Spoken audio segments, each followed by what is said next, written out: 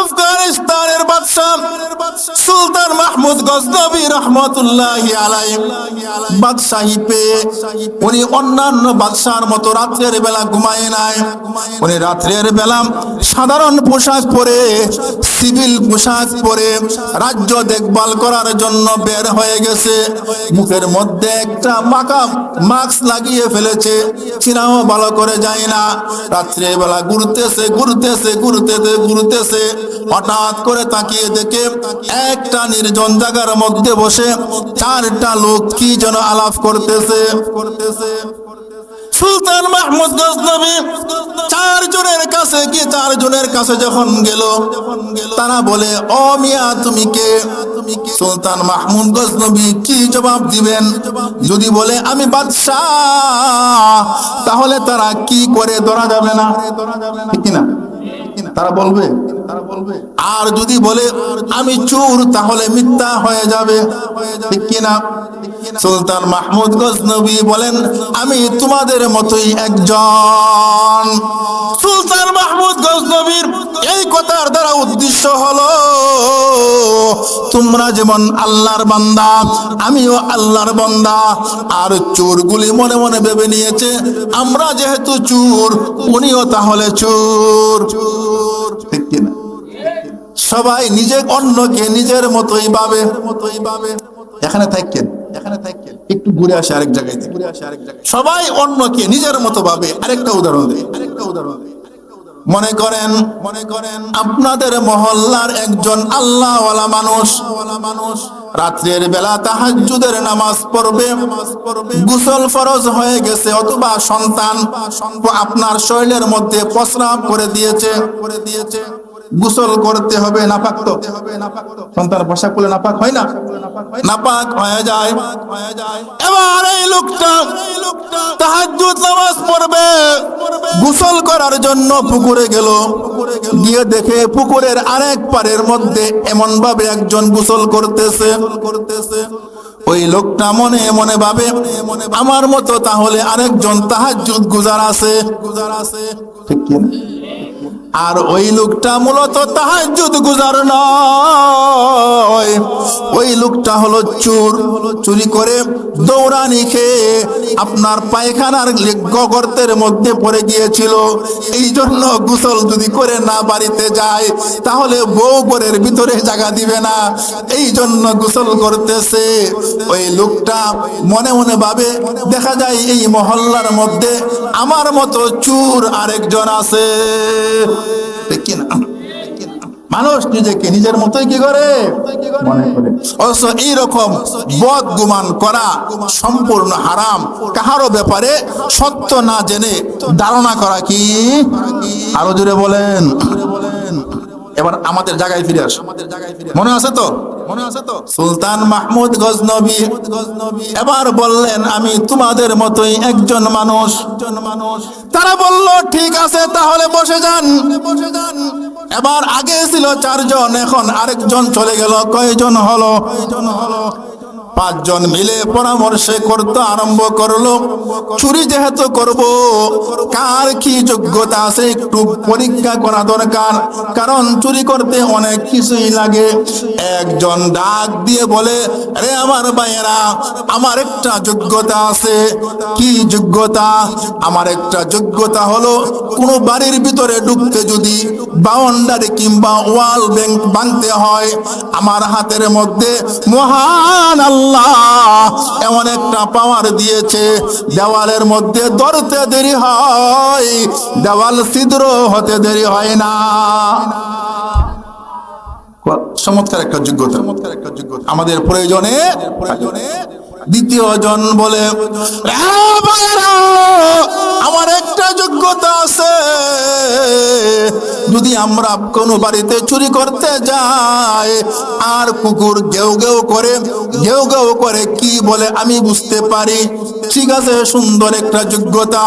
আরেকজন ডাক দিয়ে বলে, আমার এমন একটা যোগ্যতা আছে গো, রাত্রের বেলা যাকে আমি দেখি, অন্ধকারে যাকে আমি দেখি, দিনের বেলা তাকে আমি চিনতে পারি। ঠিক আছে, তোমার যোগ্যতাও কাজে লাগবে। এবার চতুর্থ জন বলে, আমার এমন একটা যোগ্যতা আছে গো, বাড়িতে যাওয়ার পরে এখন এনে ব্যাংক ব্যালেন্স আছে, টাকা পয়সা ব্যাংকে রেখে দেই। আগে তো আর ব্যাংক ছিল না, মাটির কলসের মধ্যে ভরে মাটির নিচে রেখে দিত। ওই লোকটা বলে, আমার এমন একটা যোগ্যতা আছে, আমি নাকের গ্রানে বলে দিতে পারি বাড়ির কোন জায়গার মধ্যে স্বর্ণ মুদ্রা রাখা আছে।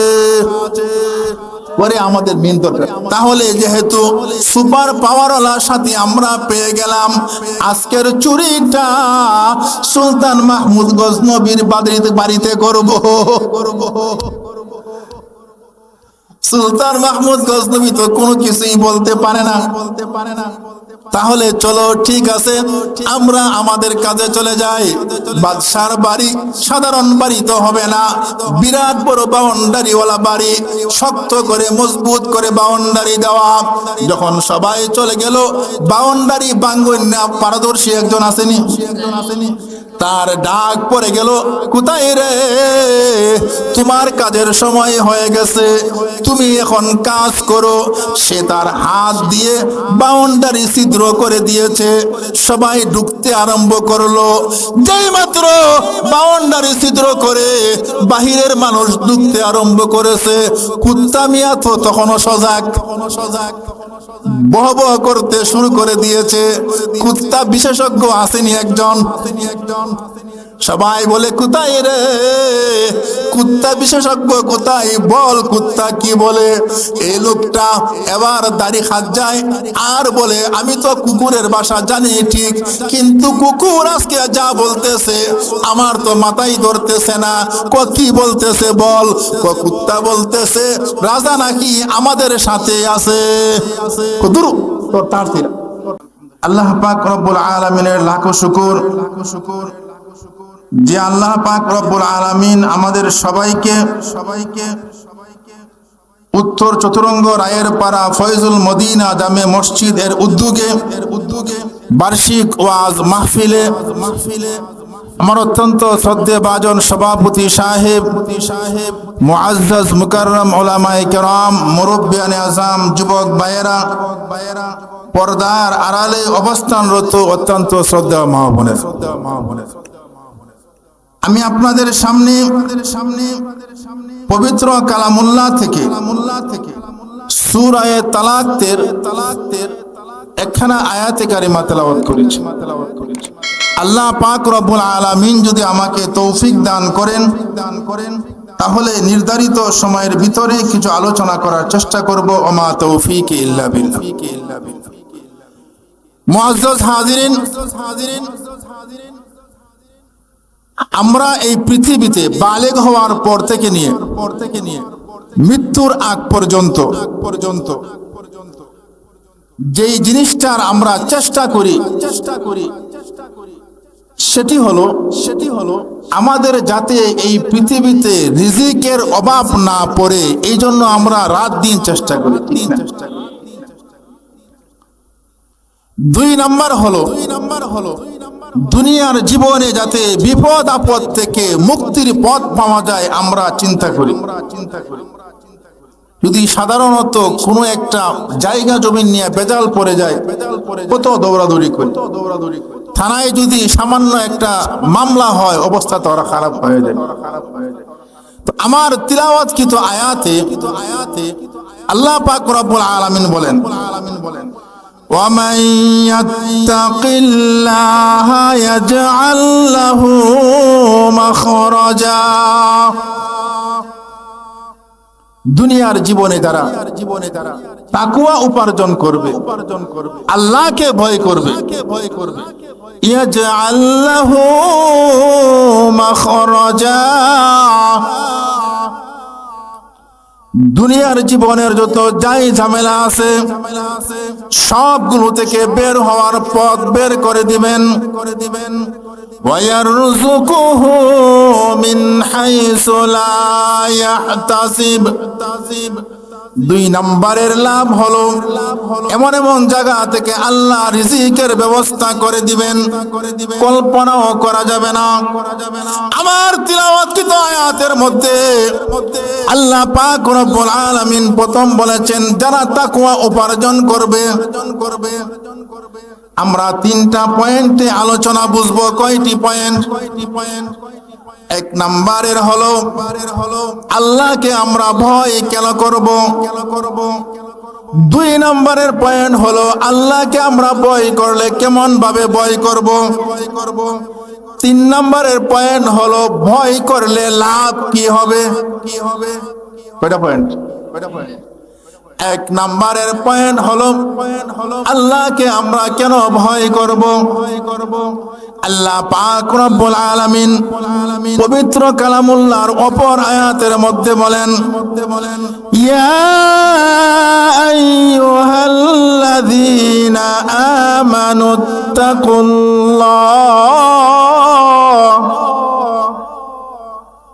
হে ঈমানদারেরা তোমরা আল্লাহকে ভয় করো।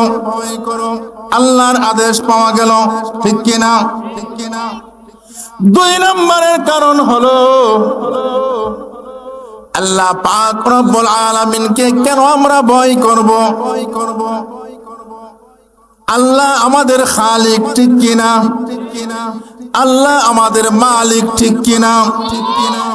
আল্লাহ আমাদের সব কিছুর মালিক।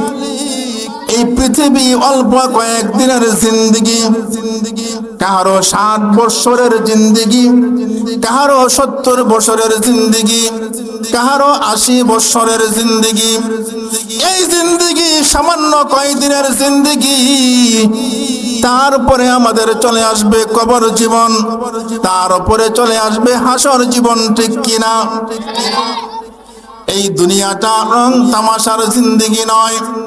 এই জন্য একজন শায়ের বলেন, ইহা হাম সব মুসাফির হে ওহি আখির ঠিকানা,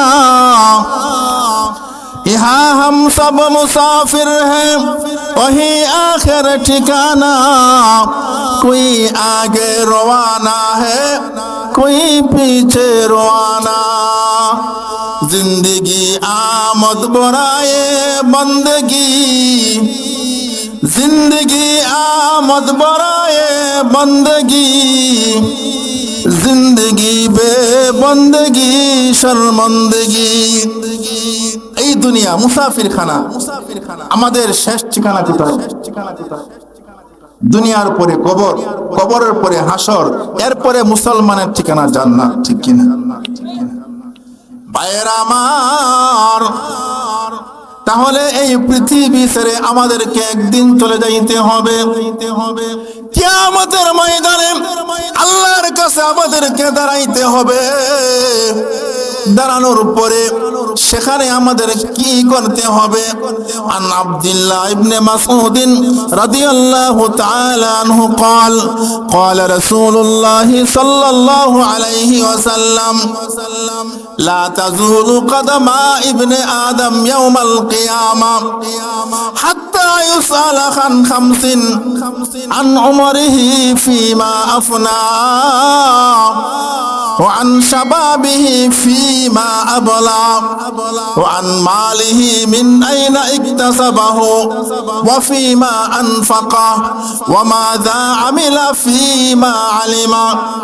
আল্লাহ পাক রব্বুল আলামিন কিয়ামতের ময়দানে, কিয়ামতের ময়দানে 5টি প্রশ্ন করবেন। হয় না? কিয়ামতের ময়দানে কয়টি প্রশ্ন করবেন বলেন? 5টা। কয়টি প্রশ্ন?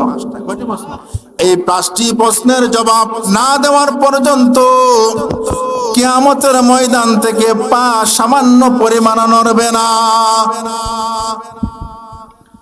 এর মধ্যে 1 নম্বর প্রশ্ন হলো আন উমারিহি ফিমা আফনা,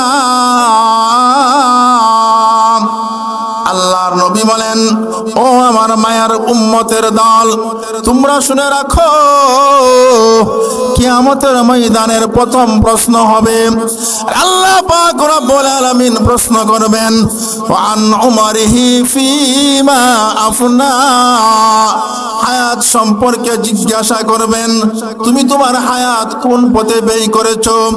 এক নম্বরের প্রশ্ন।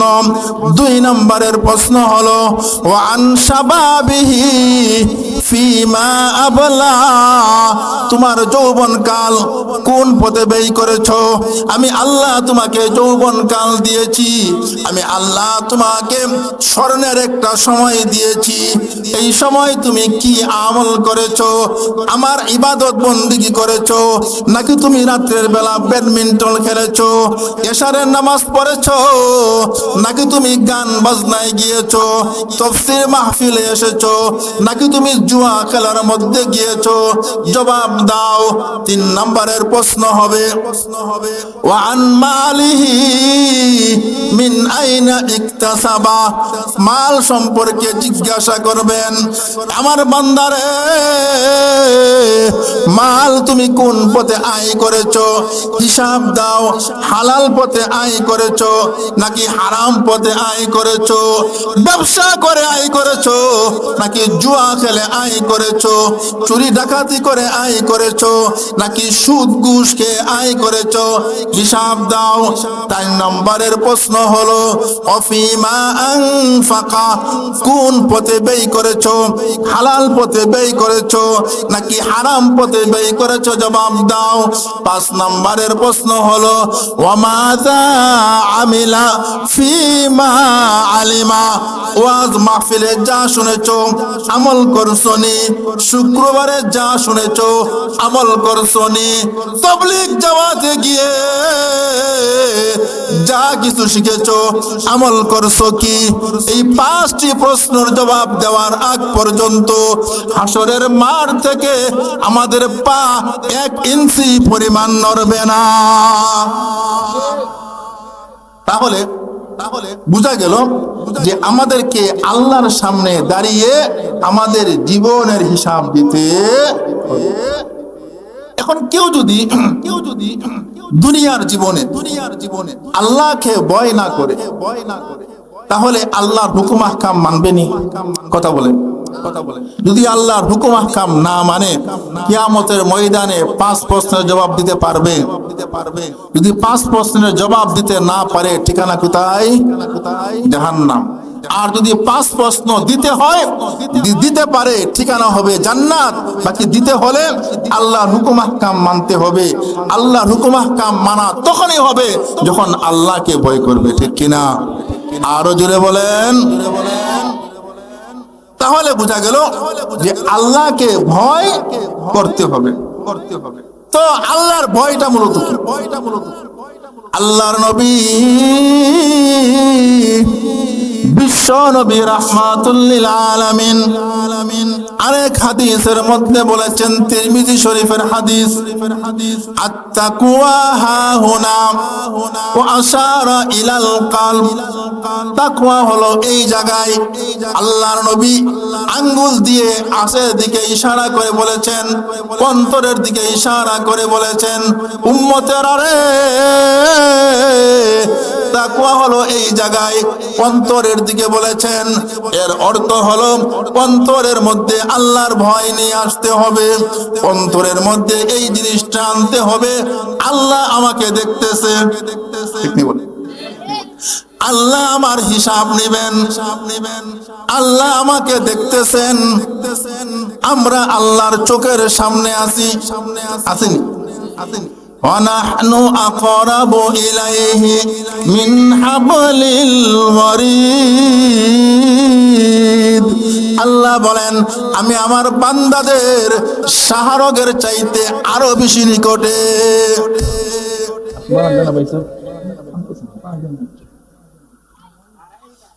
ভাইয়েরা আমার লক্ষ্য করে দেখুন, আল্লাহ পাক রব্বুল আলামিন আমাদের শাহরগের চাইতেও আরো বেশি নিকটে। তাহলে আল্লাহ আমাদেরকে দেখবেনই বলেন, কথা বলেন না কা? শুধু তাই নয়, কিয়ামতের ময়দানে বান্দাকে যখন জিজ্ঞাসা করবে, বান্দারে তোমাদের চতুরঙ্গ রায়ের পাড়ার মসজিদে ওয়াজ হয়েছিল, অনেকে ওয়াজে গিয়েছিল, তুমি তখন ওয়াজে আসো নাই, এক জায়গায় বসে বসে মোবাইলের মাধ্যমে গান বাজনা দেখেছিলে, তখন বান্দা বলবে না গো আল্লাহ না, আমি তো এমন কাজ করি নাই। তখন আল্লাহ পাক রব্বুল আলামিন ভিডিও ফুটেজ চালু করে দিবেন। এখন প্রশ্ন হতে পারে, হুজুর এমন ওয়াজ তো কখনো শুনি নাই যে কিয়ামতের ময়দানে আল্লাহ বান্দার আমল নামার ভিডিও ফুটেজ দিবেন। ক্যামেরা কোথায়? ঠিক কিনা? এই সম্পর্কে আল্লাহ পাক রব্বুল আলামিন 30তম পারার মধ্যে বলেন, কিরামান কাতিবিন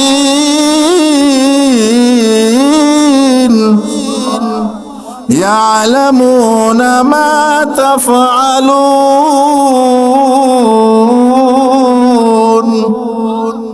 আল্লাহ বলেন কিরামান কাতিবিন, দুইজন ফেরেশতা আমি আল্লাহ নিয়োজিত করে দিয়েছি।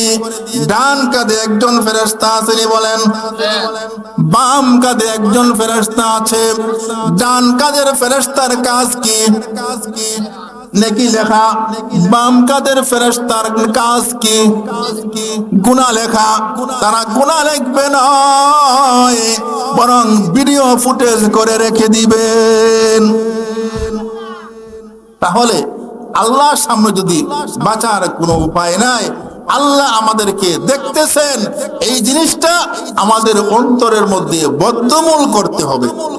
ইয়াকিন রাখতে পারি, তাহলে কেউ আর গুনাহের কাজ করবে। চোর যদি চুরি করতে যায় আর সে অন্তরের মধ্যে আছে আল্লাহ দেখতেছে, কিয়ামতের ময়দানে হিসাব দিতে হবে। চুরি করবে নি? বলেন, চুরি করবে? ঘটনা বলবো, কথা বলেন। বাপ বেটা, বাপ দীর্ঘদিনের অভিজ্ঞ চোর, এরা গোষ্ঠী হলো চোর। বাপ দাদার পেশা আগ থেকে করে আসতেছে।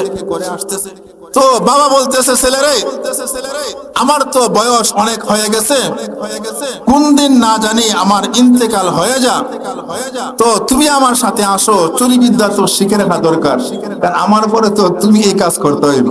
নাউজুবিল্লাহ কন্যা, আরো জোরে কান। বাপ বেটা আবার চুরি করার জন্য রওনা হয়ে গেল।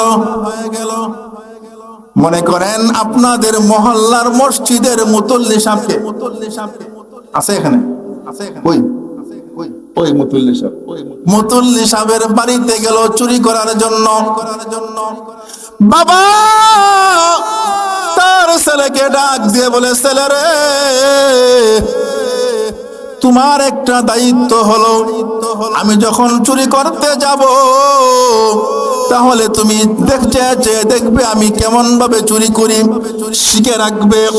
আরেকটা দায়িত্ব হলো, আমি যখন চুরি করতে যাব তুমি পাহারা দিবে, কেউ নি খালি দেখে। যদি কেউ দেখে তাহলে অতটুকু বলবে আব্বা দেখতেছে, আর কোনো কিছুই করতে হবে না। এবার চোর তার ছেলেকে নিয়ে মুতল্লি সাহেবের বাড়িতে চলে গেল। মুতল্লি সাহেবের বাড়ির উঠানের মধ্যে ছেলেকে খাড়া করাইয়া চোর গেছে চুরি করার জন্য। চোর যেই মাত্র সিং খুদে ঘরের ভিতরে ঢুকার জন্য প্রস্তুতি নিতেছে, ছেলে ডাক দিয়ে বলেন, আব্বা দেখতেছে। বলেন তো দেখি ভিতরে পানি থাকবে নি?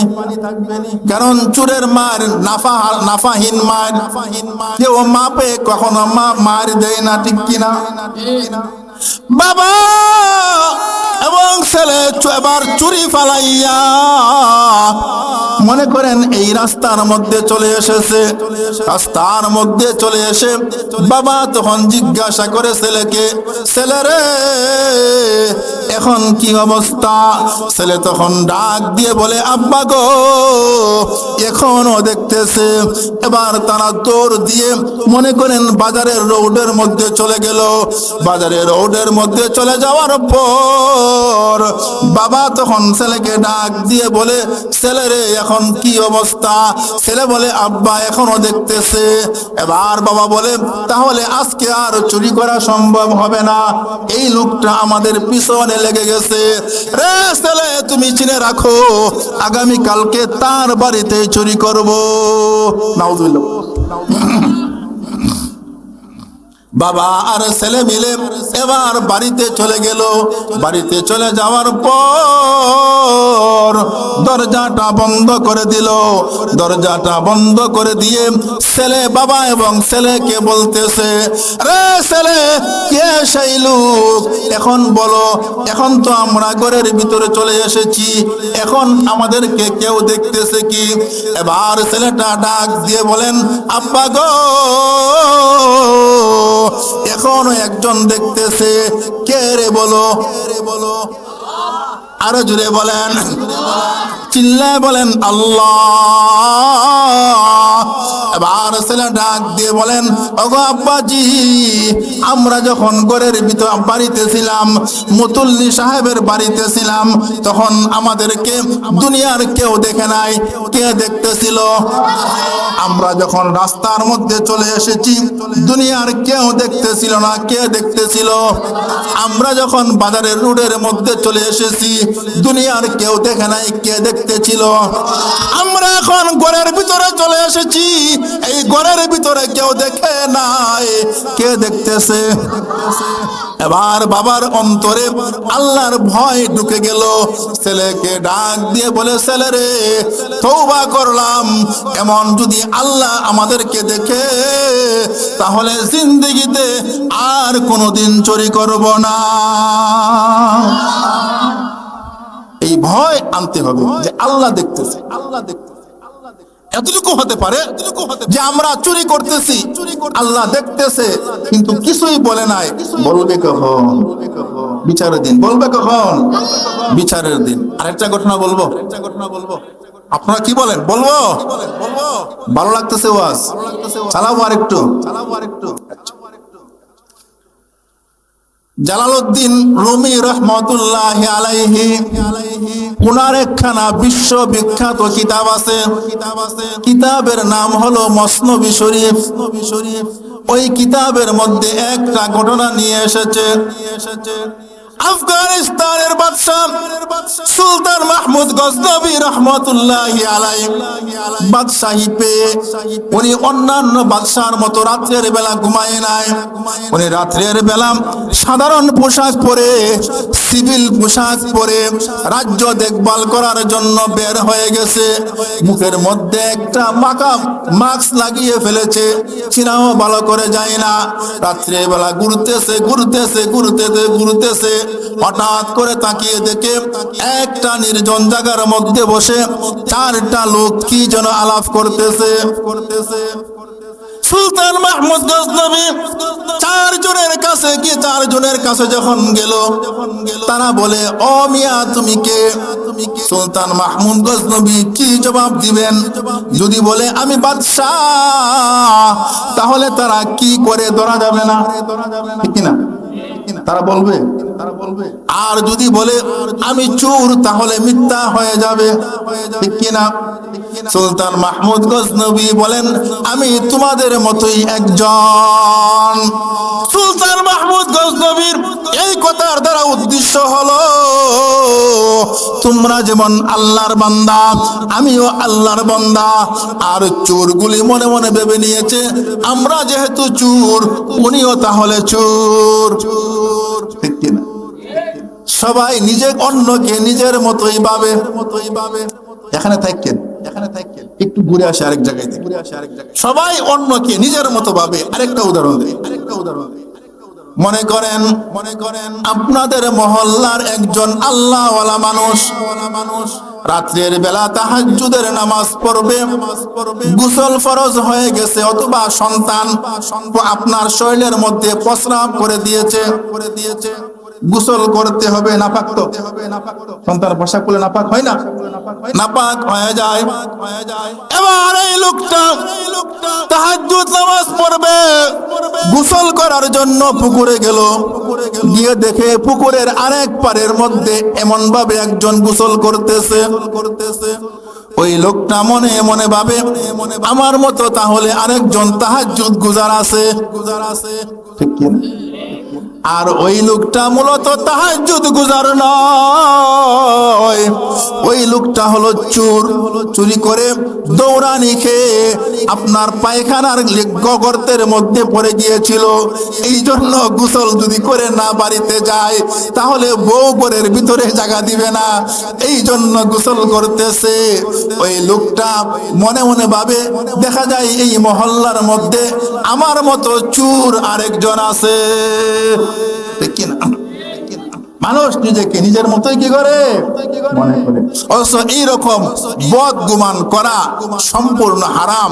কাহারও ব্যাপারে সত্য না জেনে ধারণা করা কি, আরো জোরে বলেন।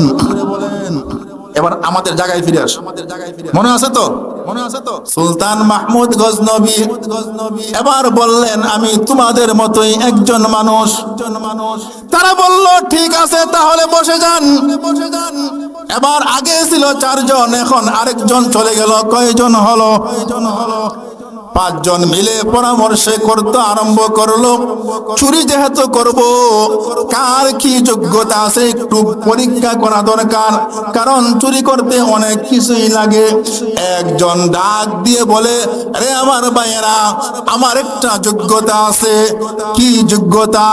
আমার একটা যোগ্যতা হলো কোনো বাড়ির ভিতরে ঢুকতে যদি বাউন্ডারি কিংবা ওয়াল ভাঙতে হয়, আমার হাতের মধ্যে মহান আল্লাহ এমন একটা পাওয়ার দিয়েছে, দেওয়ালের মধ্যে ধরতে দেরি হয়, দেওয়াল ছিদ্র হতে দেরি হয় না। চমৎকার একটা যোগ্যতা আমাদের প্রয়োজনে। দ্বিতীয় জন বলে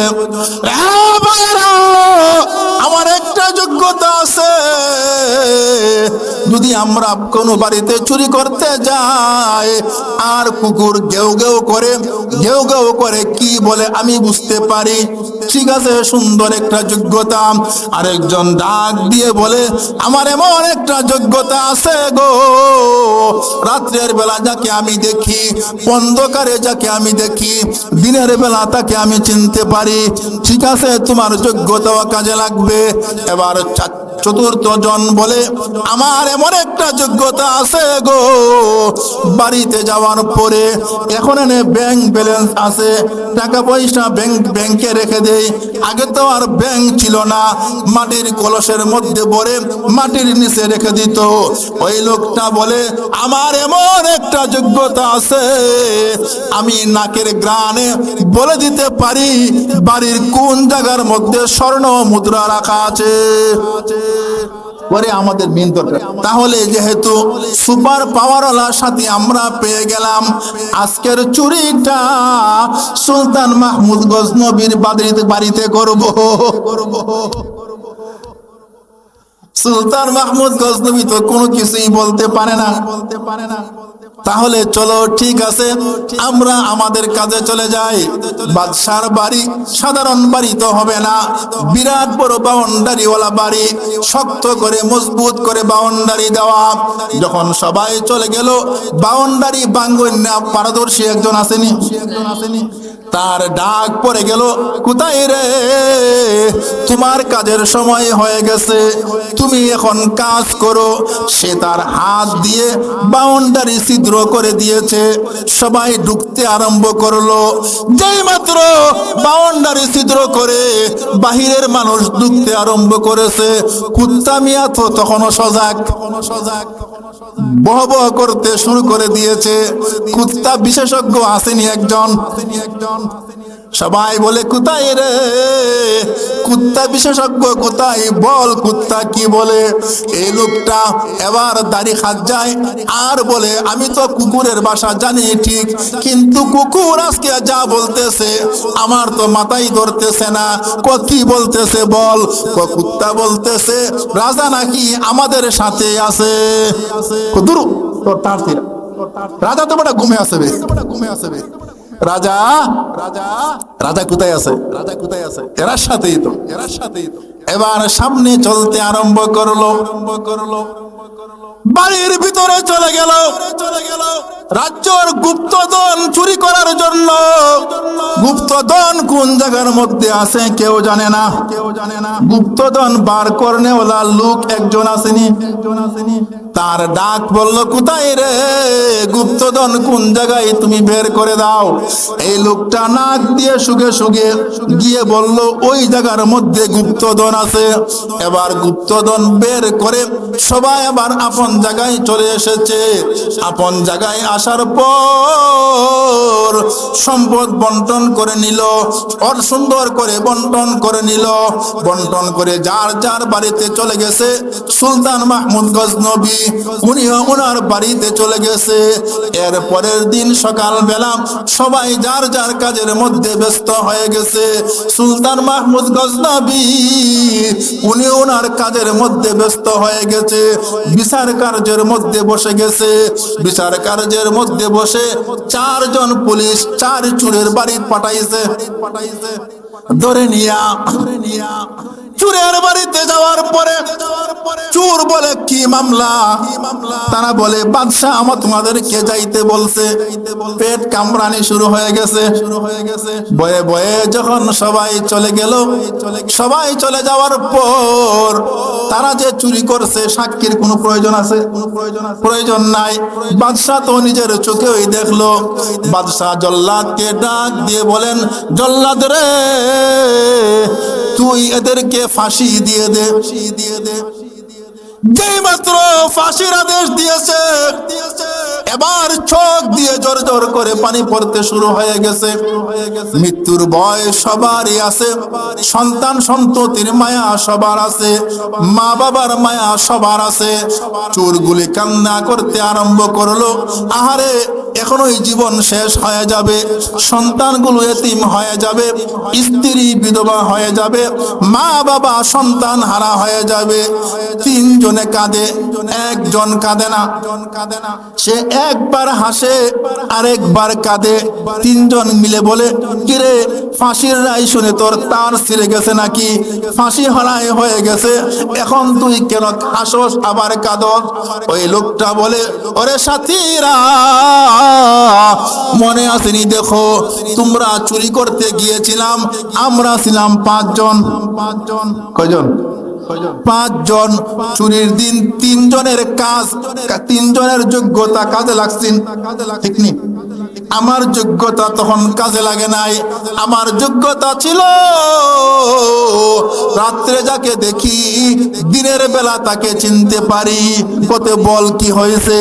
ওই দেখ, ওই যে চেয়ারের মধ্যে লোকটা বসে আছে, ওই লোকটা তো মনে হয় আমাদের সাথে সেখানে ছিল। বাদশাহ তখন ডাক দিয়ে বলে রে চোরের দল, তোরা কি কানাঘুষা করো? তখন ওই লোকটা ডাক দিয়ে বলে ওগো বাদশাহ মহারাজ, চুরি করতেছিলাম আমরা 5 জন, এখন আছি 4 জন, আরেকজন কই? বাদশাহ তখন ডাক দিয়ে বলে আরেকজন কই আমি কি জানি? তখন ওই লোকটা বলে ওগো বাদশাহ মহোদয়, আমার একটা যোগ্যতা আছে, রাতের বেলা আবসা আবসা যাকে দেখি দিনের বেলা তাকে চিনি। আমাদের 5ম জন আপনি ছিলেন।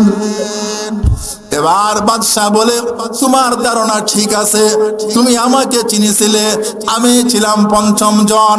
এবার তারা চারজন বলে, ও বাদশা মহোদয়, আমরা আমাদের চারজনের যোগ্যতা কাজে লাগাইছি, দয়া করে মায়া করে আপনার যোগ্যতা আপনি কাজে লাগান। এবার বাদশা বলেন, আমার যোগ্যতার পালা চলে এসেছে, হ্যাঁ চলে এসেছে, যাও ঠিক আছে, তোমাদেরকে বেকসুর খালাস করে দিলাম। মায়ের আমার রুমি রহমাতুল্লাহি আলাইহি এই কিতাবের মধ্যে ঘটনায়নে কয়েকটা শিক্ষা নিয়ে এসেছেন, যেই শিক্ষাটা আমাদেরকে জানতে হবে। এক নাম্বার শিক্ষা হলো, আল্লাহ পাক রব্বুল আলামিন পৃথিবীতে আমাদেরকে দেখেন, সর্বদা আমাদের সাথে আছেন, তারপরেও আল্লাহ আমাদেরকে কোনো কিছুই বলেন না। বলবেন কখন? বিচারের দিন বলবে কখন? বিচারের দিন। দুই নাম্বার হলো, যারা দুনিয়ার জীবনে আল্লাহর পরিচয় পেয়ে যায়, কিয়ামতের ময়দানে আল্লাহ তাকে ভুলে না। তাহলে আমরা বুঝতে পারলাম আল্লাহকে ভয় করতে হবে, ঠিক কিনা? এবার চলে আসি, আল্লাহকে কেমন ভাবে ভয় করতে হবে। আল্লাহকে কেমন ভাবে ভয় করতে হবে, শুধু মুখে বললেই হবে না, অন্তর দিয়ে আমাদেরকে নিয়ে আসতে হবে। আপনারা বলুন তো দেখি, আপনার বর্তমানে যার ঘরের মধ্যে 10 লক্ষ টাকা আছে, ওই 10 লক্ষ টাকা নিয়ে একজন মানুষ কি রাতের বেলা শান্তি মতে ঘুমাইতে পারবে? এবার এক স্ত্রীকে বলবে, তুমি অর্ধেক রাত, আমি অর্ধেক রাত সজাগ। কি কর? আহারে, আমাদের সমাজ এমন হয়ে গেছে, মাল চুরির ভয় আমাদের মধ্যে আছে, কারণ চোররা চুরি করে নেই। বাজারের মধ্যে যদি 500 টাকা একটা নোট পড়ে যায়, দেখবো কেউ আসেনি, কেউ নাই, সুন্দর করে নিয়ে নেই, ঠিক কিনা? অথচ এই লোকটার যদি তখন আল্লাহর ভয় থাকতো, কখনো এই টাকা নিতে পারতো না, ঠিক কিনা? ঘটনা বলবো নি? কাজী আবু বকর নামে একজন যুবক, আরব দেশের যুবক, সুন্দর যুবক, গরিব যুবক। কাজী আবু বকর গরিব মানুষ, আরব দেশের যুবক। হজ করতে যারা যায় তাদেরকে টুকটাক কাজ করে দেয়, তারা যে টাকা পয়সা দেয় তা দিয়ে কোন রকম সংসার চালায়। অবস্থা এমন, যেই দিন কাজ কাম করতে পারে এই দিন ওই যুবকটার পেটে খাবার যায়, খাইতে পারে। আর যেই দিন কাজ কাম করতে পারে না, ওই দিন কোনো কিছুই খাইতে পারে না। কাজী আবু বকর রহমতুল্লাহি আলাইহি এমন ভাবে হাজীদের খেদমত করতেছে, হঠাৎ করে লক্ষ্য করে দেখে একটা ব্যাগ, ওই ব্যাগের মধ্যে অনেকগুলো স্বর্ণ মুদ্রা আছে, সুন্দর একটা স্বর্ণের হার আছে। কাজী আবু বকর এটাকে হাতে নেওয়ার পরে মন তখন বলতে আরম্ভ করলো, কারণ মন তো খারাপ দিকেই নিবে। মন বলতে আরম্ভ করলো, আবু বকর রে, যে গুপ্ত ধন তুমি পেয়েছো, কয়েক বছর চলে যাবে, তোমাকে আর কাজ কাম করতে হবে না। কিন্তু কাজী আবু বকর মনকে বুঝাইতে আরম্ভ করলেন, এমন কিয়ামতের ময়দানে আল্লাহর কাছে হিসাব দিতে হবে, সুতরাং না না না, এটা কখনো খরচ করা যাবে না, বরং এটার মালিককে খুঁজে খুঁজে মালিকের কাছে পৌঁছাই দিতে হবে। কাজী আবু বকর এবার মালিক খুঁজতে আরম্ভ করলেন। প্রথম দিন সারা দিন চলে গেল, তাবুর কাছে গিয়ে বলে, আসেননি, এই হার কেউ হারাইছেন কি? সবাই বলে, না, হার হারাই নাই। প্রথম দিন চলে গেছে, টাকা পয়সা কামাই করতে পারে নাই। এবার দ্বিতীয় দিন আবারও হাজী ক্যাম্পের কাছে গিয়ে গিয়ে বলে, কেউ কি হার হারাইছেন কি? না না না, সবাই বলে হার হারাই নাই। আগের যুগের হাজী বর্তমান যুগের হাজিনা ভাই। আশ্চর্যের বিষয় কি জানেন, গতকালকে দেখলাম হজ করতে গিয়ে বাইতুল্লাহ তোয়াফ করতেছে আর মোবাইল দিয়া লাইভ করতেছে, আর বাইতুল্লাহ সামনে কমবক্ত বলে কি জয় বাংলা জয় বঙ্গবন্ধু চিৎকার করে বলেন নাউজুবিল্লাহ। বর্তমান যুগের হাজির। দ্বিতীয় দিন চলে গেছে, হারের মালিক খুঁজে পাওয়া যায় নাই, চেহারাটা শুকিয়ে গেছে। কেন? খাবার নাই। কেন? খাবার নাই। এবার তৃতীয় দিন খুঁজতে আরম্ভ করেছে, তাঁবুর কাছে যায়, গিয়ে বলে হার হারাইছে কি? সবাই বলে না।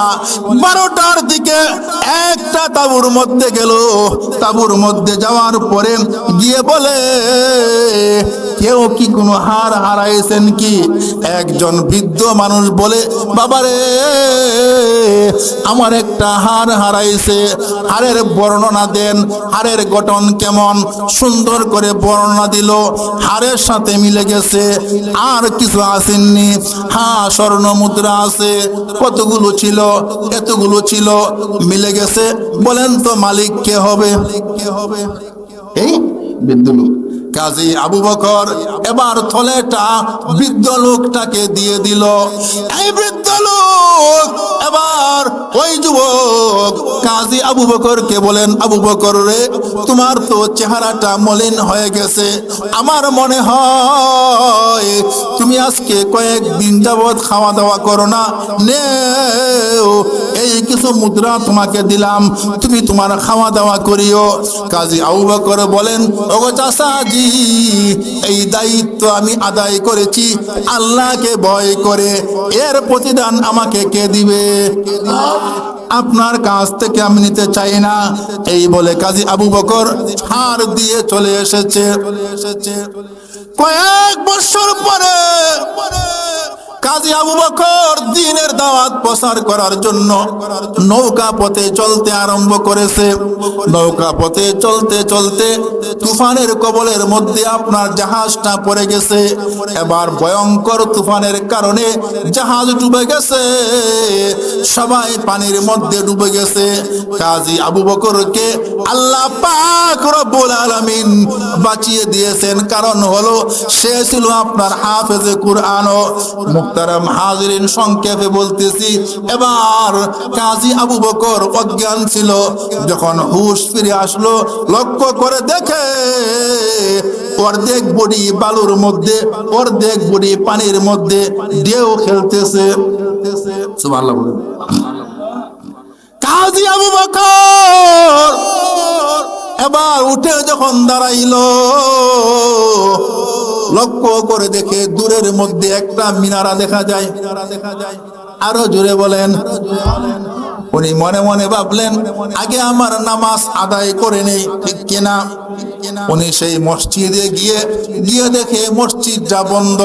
মসজিদটা খুললেন, খোলার পর এই মসজিদের মধ্যে আজান দিলেন। আজান দিয়ে নামাজ পড়লেন।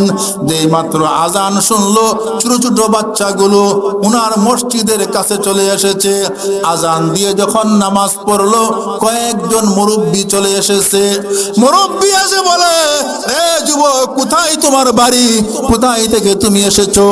যুবকটা বলে, আমি আরবের সন্তান, আরব থেকে আমি এসেছি। তাহলে ঠিক আছে, তুমি আমাদের এখানে থাকো। উনি তো উদ্দেশ্য হলো দিন প্রচারের জন্য। থাকতে আরম্ভ করলেন। আজান দেন, নামাজ পড়ান। কয়েকদিনের ভিতরে মসজিদের মধ্যে মুসল্লি ভরে গেল। সকালে মক্তবটা ভরে গেল।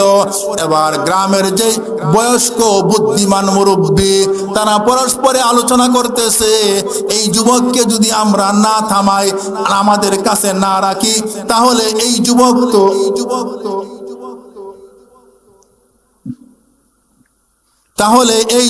তো এখান থেকে চলে যাবে। সবাই মিলে চিন্তা করলো কি করে যুবককে রাখা যায়। সবাই একটা সিদ্ধান্ত পাইলো, আমাদের পূর্বের যে ইমাম সাহেব ছিল, এই ইমাম সাহেবের একটা মেয়ে আছে। ইমাম সাহেব ইন্তেকাল করেছে। এবার ইমাম সাহেবের মেয়ে আছে। ইমাম সাহেব আবার ইন্তেকালের সময় মুরব্বিগণের হাতে মেয়েটাকে সুপুর্দ করে গিয়েছিল। এবার সবাই সবাই মিলে চিন্তা করলো, যোগ্য মেয়ের যোগ্য স্বামী পেয়ে গিয়েছি, চলো আমরা বিয়ে দিয়ে দেই, আমাদের দায়িত্ব আদায় হয়ে যাবে, এই যুবককে আমাদের এখানে রাখা হয়ে যাবে। এবার সবাই গিয়ে মেয়ের কাছে বিয়ের প্রস্তাব দিল। মেয়ে বলে, ও চাচারা, আপনারা যা করেন আমি তার উপর রাজি আছি। এবার ছেলের কাছে এসে বলেন, যুবক রে, তুমি তো যুবক মানুষ, বিয়ার সময় হয়েছে, বিয়ে করবানি, আমাদের এখানে ভালো একটা পাত্রী আছে। উনি বললেন, হ্যাঁ ঠিক আছে, বিয়ে করব। এদিক দিয়ে ওই যুবকটার আল্লাহওয়ালা গুণ সারা মহল্লার মধ্যে ছড়িয়ে পড়েছে। বিয়ে হয়ে গেছে। বিয়ে হয়ে যাওয়ার পর বাসর রাতের পালা। বাসর রাত্রে যাওয়ার পরে সালাম দিয়ে যখন বউয়ের মাথার থেকে উড়নাটা উঠাইলো, উড়নাটা উঠানোর পর কাজী আবু বকর ওই যে হাড়ের দিকে চোখ গেছে, হাড়ের দিকে চোখ দেন, আর অন্য কোথাও দিকে চোখ দেয় না। এবার ওই মেয়েটা ডাক দিয়ে বলেন, ও স্বামী আমার, আমি তো শুনেছিলাম আপনি অনেক বড় আল্লাহওয়ালা মানুষ, কিন্তু এখন দেখি আপনি দুনিয়াদার মানুষ। বাসর রাত্রে স্বামী স্ত্রীর চেহারা দেখবে, আপনি তো আমার হাড় দেখতেছেন, আপনাকে তো মনে হয় আপনি দুনিয়াদারি মানুষ। এবার ওই যুবকটা ডাক দিয়ে বলেন, ওগো আমার স্ত্রী, তোমারকে আমি একটা কথা বলি, তুমি আমাকে আগে বলো, এই হার তুমি কোথায় থেকে পাইছো? এবার মেয়েটা বাবার কথা মনে হয়ে গেছে। বিয়ের দিন যেই সন্তানের বাবা দুনিয়াতে বেঁচে নাই, বাবার কথা মনে হয়ে চোখ দিয়ে জোর জোর করে পানি পড়ে। আহারে, এমন সুদিনে আমার বাবা আমার কাছে নাই। মেয়েটা জোর জোর করে কান্নাকাটি করতে আরম্ভ করলো। স্বামী ডাক দিয়ে বলেন, ওগো স্ত্রী, বলো কি হয়েছে? এবার স্ত্রী ডাক দিয়ে বলে, স্বামী আমার, এই হারের পিছনে একটা ঘটনা আছে। আমার বাবা হজ করতে গিয়েছিল, আমার জন্য শখ করে একটা হার কিনেছিল, হার সহ ব্যাগটা হারিয়ে ফেলেছিল। একটা আরবের যুবক এই ব্যাগটা পেয়ে আমার বাবাকে দিয়েছিল। এবার যখন এই কথাগুলো বলতেছে, যুবকটা হা করে শুনতেছে। আবার স্ত্রী বলেন, ওগো স্বামী আমার, আমার বাবা দুইটা কথা, দুইটা দোয়া বেশি বেশি করে করত। এক নম্বরের দোয়া হলো, আল্লাহ ওই যুবকটাকে সমস্ত প্রকারের বিপদ আপদ থেকে রক্ষা করিও। দুই নম্বরের দোয়া করত, এমন একটা ছেলে যদি পাইতাম আমার মেয়েকে আমি বিবাহ দিতাম। এবার কাজী আবু বকরের চোখ দিয়ে জোর জোর করে পানি পড়তে আরম্ভ করেছে। কাজী আবু বকর বলে, এখন বুঝে গিয়েছি জাহাজের সবাই মারা গেছে, আমাকে আল্লাহ কেন বাঁচাইছে? তোমার আব্বা আমার শ্বশুরজির দোয়া আল্লাহ কবুল করে নিয়েছে, আমি বেঁচে গিয়েছি। দুই নম্বর দোয়া আল্লাহ মতো নয়, ডাইরেক্ট কবুল করে দিয়েছে, আমাকে আল্লাহ তোমার কাছে পৌঁছিয়ে দিয়েছে।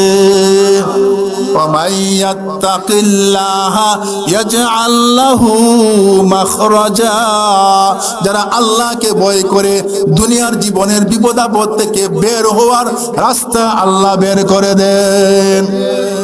মুহতারাম হাজিরিন, হযরত চলে আসছে। আমি আমার 3টা পয়েন্ট বলেছিলাম। 1 নম্বর পয়েন্ট হলো আল্লাহকে ভয় কেন করব। 2 নম্বর পয়েন্ট হলো আল্লাহকে ভয় কেন করব, কিভাবে করব। 3 নম্বর পয়েন্ট হলো লাভ কি হবে। লাভ তো বললাম, আল্লাহ দুনিয়ার জীবনের সমস্ত বিপদ আপদ থেকে বের হওয়ার পথ বের করে দিবেন, এমন জায়গা থেকে আল্লাহ রিজিকের ব্যবস্থা করবেন, কল্পনাই করা যায় না। তো আমার আলোচনার সার আপনারা বুঝছেন, আল্লাহকে ভয় করতে হবে। আল্লাহকে ভয় করতে কে কে রাজি আছেন? 2টা হাত তুলে আল্লাহকে দেখান। আল্লাহ কবুল করে, সকল বলুন আমিন।